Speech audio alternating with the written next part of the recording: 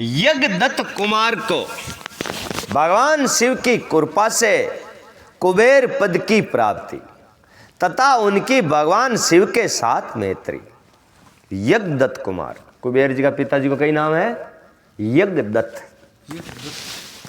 सूत जी कहते हैं, मुनीश्वर वर्मा जी की ये बात सुनकर नारद जी ने विनय पूर्वक उन्हें प्रणाम किया और पुण्य पूछा। भगवान भक्त वसल भगवान शंकर कैलाश पर्वत पर कब गए और महात्मा कुबेर के साथ उनकी मैत्री कब हुई? परिपूर्ण मंगल विग्रह मां देव जी ने वहां क्या किया? ये सब मुझे बताइए। इसे सुनने के लिए मेरे मन में बड़ा कौतूहल है। वर्मा जी ने कहा, नारद सुनो, चंद्रमौली भगवान शंकर के चरित्र का वर्णन करता हूं। वे कैसे कैलाश पर्वत पर गए और कुबेर की उनके साथ किस प्रकार मैत्री हुई, ये सब सुनाता हूं। कामल्य नगर में यज्ञदत्त नाम से प्रसिद्ध एक ब्राह्मण रहते थे जो बड़ा सदाचारी थे। उनके एक पुत्र हुआ जिसका नाम गुणनिधि था। वे बड़ा ही दुराचारी और जुआरी हो गया था। पिता ने अपने पुत्र को उस पुत्र को त्याग दिया। वे घर से निकल गया और कई दिनों तक भूखा भटकता रहा।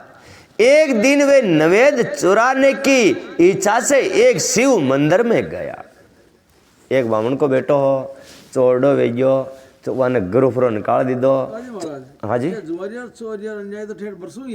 हाँ तो ये तो चाल ही है।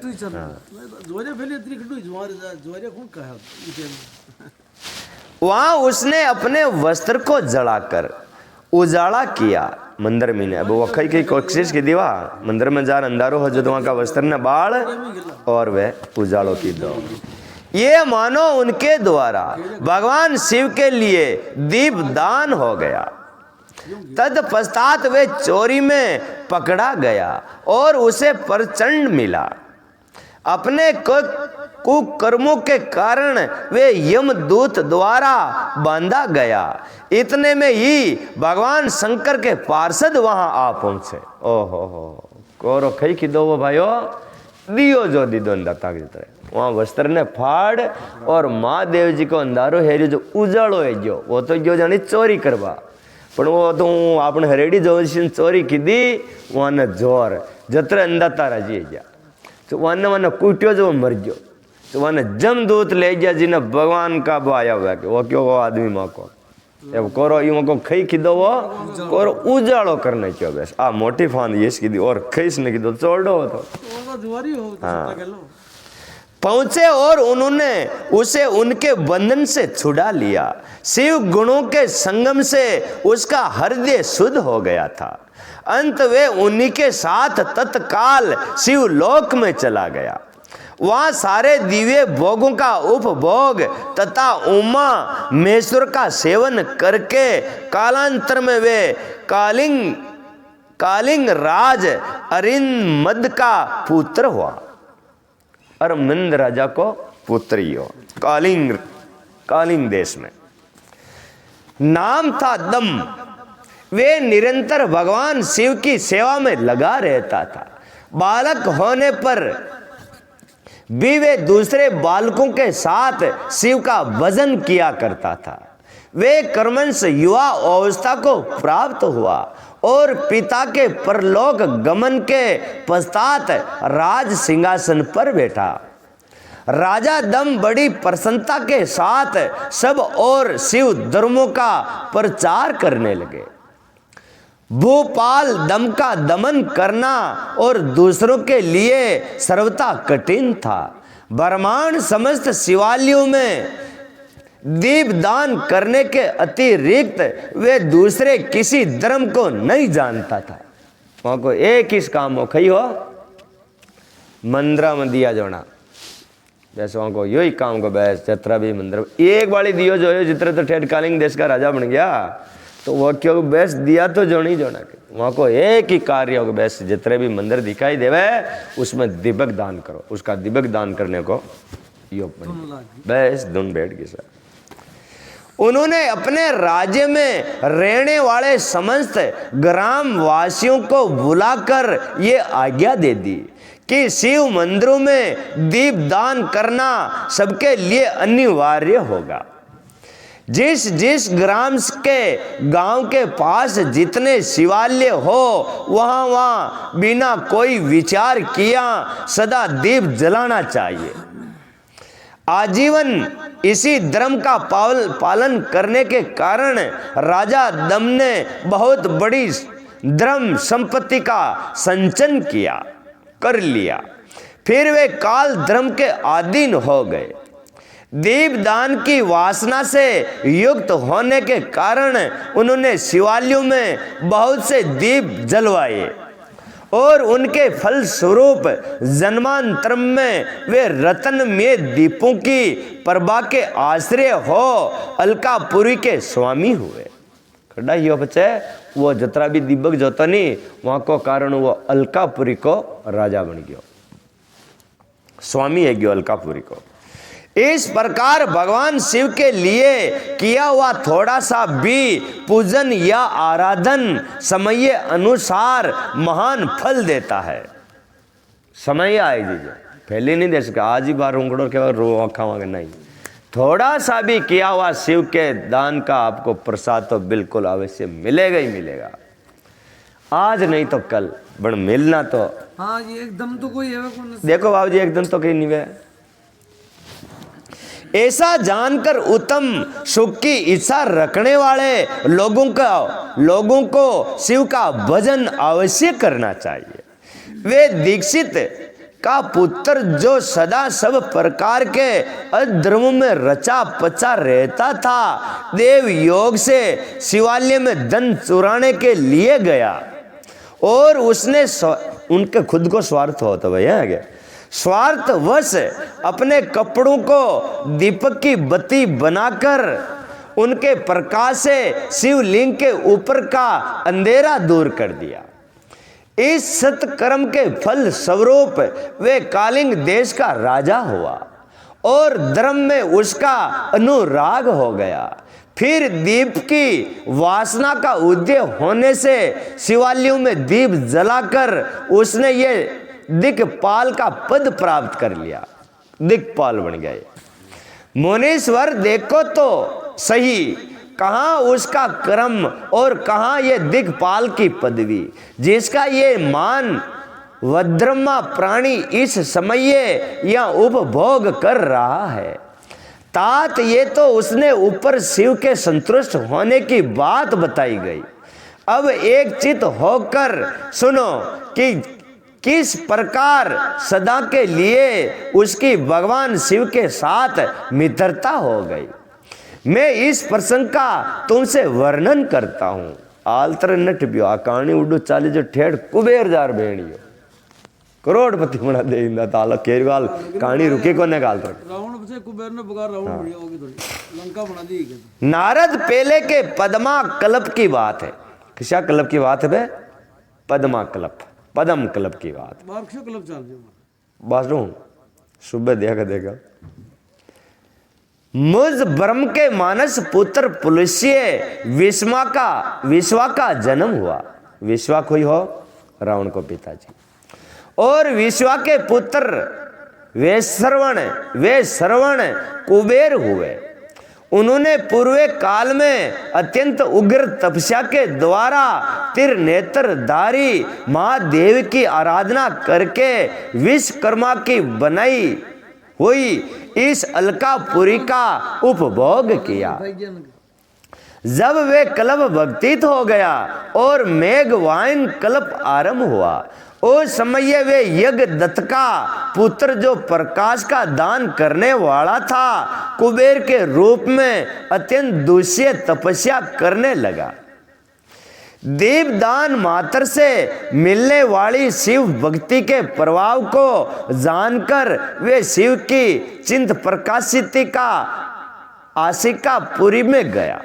काशीपुरिका में गए और समये चित रूपी रतनमय दीपों से 11 रुद्रों की उद्बोधित करके अन्य भक्ति एवं सन्ने संपन्न हो वे तन मात्रा पूर्वक शिव के ध्यान में मगन हो गए।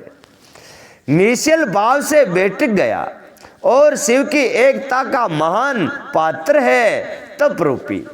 कई करना चाहे शिव ने रिजबाग बातें कहीं करना पड़े, सबसे पहले तप करना पड़ता भाई। तपू तो सोनो बने नहीं, वालों में ताव लगे दियो होनो बड़े दूजे तो पीतल फीतल तमर अमर लोकामर अमी रह जावे। चित्र होड़ो ताव नहीं लागे ने, चित्र सोनो नहीं मिलबो। स्वाई को जप करना पड़ेगा। अग्नि से बड़ा हुआ है, अग्नि से बड़ा हुआ है काम और क्रोधादि महाविदन रूपी पतंग के आघात से शून्य है। प्राणी निरोध रूपी वायु शून्य शतान में निश्चल भाव से प्रकाशित है। निर्मल दृष्टि के कारण स्वरूप से भी निर्मल है तथा सद्या भाव रूपी पुष्प से जिसकी पूजा की गई है, ऐसे शिवलिंग की प्रतिष्ठा करके वे तब तक तपस्या में लगा रहा जब तक उसके शरीर में केवल अस्थि और चर्म मात्र अवशिष्ट रह गया। वो अतरी तपस्या की दो वहां के शरीर महीनों बस खई न रियो, हाड़ क्यार चामड़ी रही, दूजो मसालो तो सब जातो कूद गयो। इस प्रकार उसने 10,000 वर्षों तक तपस्या की। 10,000 वर्ष। हाँ, तदंतर विशालाक्षी पार्वती देवी के साथ भगवान विश्वनाथ कुबेर के पास आए। उन्होंने प्रसन्न चित्त से अलकापति की ओर देखा। वे शिवलिंग में मन को एकाग्र करके ठूटे काट की भांति हस्तिता भाव से बैठे थे। भगवान शिव ने उससे कहा, अलकापते, मैं वर देने के लिए उगत हूं, तुम अपना मनोरथ बताओ। ये वाणी सुनकर तपस्या में धनी कुबेर ने जो ही आंख खोलकर देखा, जो ही उपावले भगवान श्री नीलकंठ सामने खड़े दिखाई दिए। वे उदय काल शस्त्रों के सूर्य से भी अधिक तेजस्वी थे और उनके मस्तक पर चंद्रमा अपनी चांदनी बिखेर रहे थे।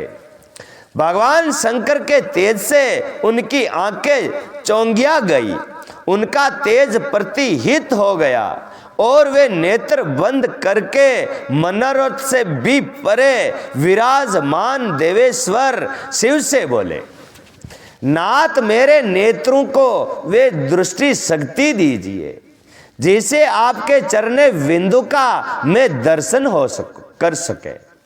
स्वामीन, आपका प्रत्येक दर्शन हो सके, यही मेरे लिए सबसे बड़ा वर है। इस दूसरे किसी वर से मेरा क्या प्रयोजन है। वो क्यों माँ के दांकेश कॉल दता था दर्शन वैस क्या कहे और दूजी माँ का तो कहीं नहीं छावेगा। कुबेर की ये बात सुनकर देवादि देव उमापति अपनी हथेली से उनका स्पर्श करके उन्हें देखने की शक्ति प्रदान की। दृष्टि शक्ति मिल जाने पर यज्ञदत्त के उस पुत्र ने आंखें फाड़ फाड़ कर पहले उमा की ओर देखना आरंभ किया। वे मन ही मन में सोचने लगा, भगवान शंकर के समीप ये सर्वांग सुंदरी कौन है? इसने कौन सा ऐसा तप किया है जो मेरी भी तपस्या से बढ़ गया है? वो क्यों डोकरी कोई के यहाँ ला रहे, या तो मारूं भी और हाउटो तप की दौड़ा जिगे अगर 24 घंटा ला रहे रेरी का तो। हाँ, ये रूप, ये प्रेम, ये सौभाग्य और ये समीप असीम शोभा सभी अद्भुत है। वे ब्रह्मांड कुमार बार बार यही कहने लगा, जब बार बार यही कहता हुआ वे कुकर दृष्टि से उसकी ओर देखने लगा। कुक दृष्टि से, कुबेर जी भी कम कोने, दृष्टि से देखिए। हाँ, तब वामा के अवलोकन से उसकी बाई आंख फूट गई। जब वामा माता राम ने गलत नजरों देख रही हो ना, तो बाई आंख वहां की इंदता की कुबेर जी की फूट गई। हाँ, तदनंतर देवी पार्वती ने मां देव जी से कहा, प्रभु ये दुष्ट तपस्वी बार बार मेरी ओर देखकर क्या बक रहा है, आप मेरी तपस्या के तेज को प्रकट कीजिए। देवी की ये बात सुनकर भगवान शिव ने हंसते हुए उससे कहा, उमे ये तुम्हारा पुत्र है, ये तुम्हें कुकर दृष्टि से नहीं देखता, अपितु तुम्हारी तपत्ति का वर्णन कर रहा है। वो क्यों तने को दृष्टि से उन्हें देख रहे हो, पण यो थारी आवा कर रही हो कि या नौकरी कतरी सेवा की दी जो 24 घंटा ला रहे रहे या मारू गणी अब की वो जो देख रहे हो कि थने के सिन्ने देख रहे हो, गलत दृष्टि से नहीं देख रहा है। अपितु तुम्हारी तपत्ति का वर्णन कर रहा है। देवी से ऐसा कहकर भगवान शिव पुण्य उस ब्रह्मांड पुत्र से बोले, वत्स में तुम्हारी तपस्या से संतुष्ट होकर तुम्हें वर देता हूं, तुम्हें निधियों के स्वामी और गुरुओं का राजा हो जाओ। सुव्रत यज्ञों, किन्नरों और राजाओं के भी राजा होकर पुण्य जनों के पालक और सबके लिए धन के दाता बनो। मेरे साथ तुम्हारी सदा मैत्री बनी रहेगी और मैं नित्य तुम्हारे निकट निवास करूंगा। मित्र, तुम्हारी प्रीति बढ़ाने के लिए मैं अलका के पास ही रहूंगा। जाओ इन उमा देवी के चरणों में साष्टांग प्रणाम करो, क्योंकि ये तुम्हारी माता है। महाभक्त यज्ञ दत्त कुमार, तुम अत्यंत प्रसन्न चित्त से इसके चरणों में गिर जाओ। प्रणाम करना देव महाराज। हाँ, कोई हो जाओ जी। वर्मा जी कहते हैं, नारद इस प्रकार वर देकर भगवान शिव ने पार्वती देवी से फिर कहा, देवेश्वरी इस पर कृपा करो, तपस्विनी ये तुम्हारा पुत्र है। भगवान शंकर का ये कथन सुनकर जगदम्बा पार्वती ने प्रसन्नचित हो यज्ञ दत्त कुमार से कहा, वत्स, भगवान शिव में तुम्हारी सदा निर्मल भक्ति बनी रहे। तुम्हारी बाईं आंख तो फूट गई, इसलिए एक ही पिंगल नेत्र से युक्त रहो। मां देव जी ने जो वर दिए हैं वे सब उसी रूप में तुम्हें सुलभ हो। बेटा, मेरे रूप के प्रीति ईर्ष्या करने के कारण तुम कुबेर नाम से प्रसिद्ध हो जाओ। इस प्रकार कुबेर को वर देकर भगवान महेश्वर पार्वती देवी के साथ अपने विश्व वर धाम में चले गए। इस तरह